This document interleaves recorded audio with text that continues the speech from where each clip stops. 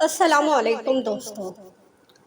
حضرت سلمان فارسی رضی اللہ تعالیٰ عنہ کہتے ہیں کہ نبی کریم صلی اللہ علیہ وسلم نے شعبان کی آخری تاریخ میں ہم لوگوں کو واعظ فرمایا اور فرمایا تمہارے اوپر ایک مہینہ آ رہا ہے جو بہت بڑا مہینہ ہے، بہت مبارک مہینہ ہے۔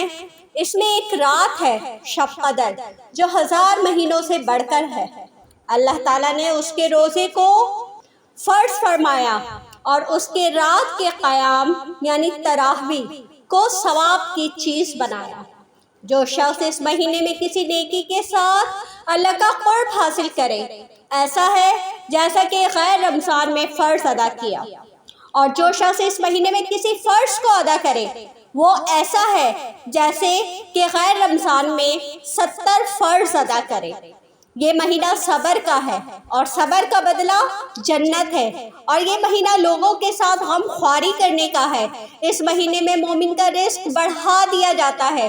جو شخص کسی روزے دار کا روزہ افطار کرائے اس کے لیے گناہوں کے معاف ہونے اور آگ سے خلاصی کا سبب ہوگا، اور روزہ دار کے ثواب کی مانند اس کو ثواب ہوگا، مگر اس روزے دار کے ثواب سے کچھ کم نہیں کیا جائے گا۔ صحابہ کرام نے عرض کی یا رسول اللہ، ہم سے تو ہر شخص تو اتنی وسعت نہیں رکھتا کہ روزے دار کو افطار کرائے، تو آپ صلی اللہ علیہ وسلم نے فرمایا کہ پیٹ بھر کھانے پر موقوف نہیں، یہ ثواب تو اللہ جل شانہ ایک کھجور سے کوئی افطار کرا دے، یا ایک گھونٹ پانی پلا دے، یا ایک گھونٹ لسی پلا دے، اس پر بھی مرحمت فرما دیتے ہیں۔ یہ ایسا مہینہ ہے کہ اس کا اول حصہ اللہ کی رحمت ہے، درمیانی حصہ مغفرت ہے، اور آخری حصہ آگ سے آزادی ہے۔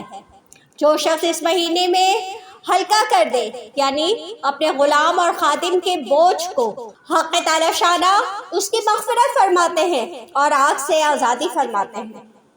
اور 4 چیزوں کی اس میں کثرت رکھا کرو، جن میں سے 2 چیزیں اللہ تعالیٰ کی رضا کے واسطے، اور 2 چیزیں ایسی ہیں جن سے تمہیں چارہ کار نہیں۔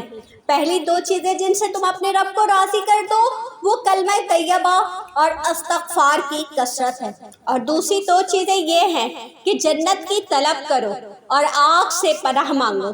جو شخص کسی روزے دار کو پانی پلائے، حق تعالیٰ قیامت کے دن میرے حوض سے اس کو ایسا پانی پلائیں گے جس کے بعد جنت میں داخل ہونے تک پیاس نہیں لگے گی۔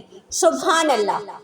عموماً اللہ جل شانہ کی تمام کتابیں اسی ماہ میں نازل ہوئی، چنانچہ قرآن پاک لوح محفوظ سے آسمان دنیا پر تمام کا تمام اسی ماہ میں نازل ہوا، اور وہاں سے حسب موقع تھوڑا تھوڑا 23 سال کے عرصے میں نازل ہوا۔ اس کے علاوہ حضرت ابراہیم علیہ السلام کے صحیفے اسی ماہ کی 1 یا 3 تاریخ کو عطا ہوئے۔ حضرت داؤد علیہ السلام کو زبور 18 یا 12 رمضان کو ملی، اور حضرت موسیٰ علیہ السلام کو توریت 6 رمضان المبارک کو عطا ہوئی۔ حضرت عیسیٰ علیہ السلام کو انجیل 12 یا 13 رمضان کو ملی۔ اس سے معلوم ہوتا ہے کہ اس ماہ کو کلام الہی کے ساتھ خاص مناسبت ہے، اسی وجہ سے تلاوت کی کثرت اس مہینے میں منقول ہے۔